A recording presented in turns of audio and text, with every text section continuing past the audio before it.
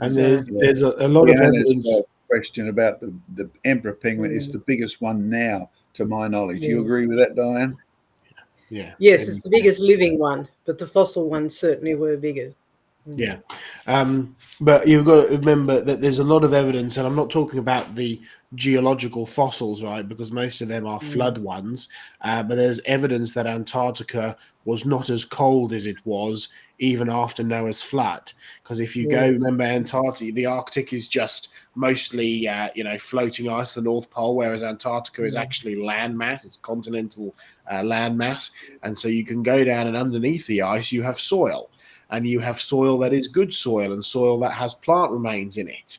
And so at some point, you had the penguins arrive, and then at some point the ice came, and the penguins wished they hadn't ever come. They're able to survive because everything else has died out, and they're the only ones that are able to be left there. But it's not like they chose to go there because it was just the right temperature for them. And if you do go down there, look for the red soil.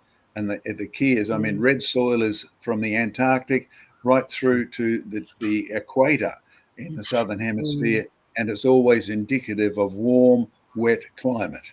So that's what used to be under there before the ice came. So penguins probably came before that. Yeah, and if you'd have watched the fire and ice program that we did in Iceland, we found that red soil up in Iceland as well, right? And so you find it in the cold of Iceland and the cold of Antarctica, in the hot, dry of Australia. At some point, the world was warm and wet and pleasant, and it's gone from good to bad to worse, as we've dealt with many, many times before, including on this program. Well, it's about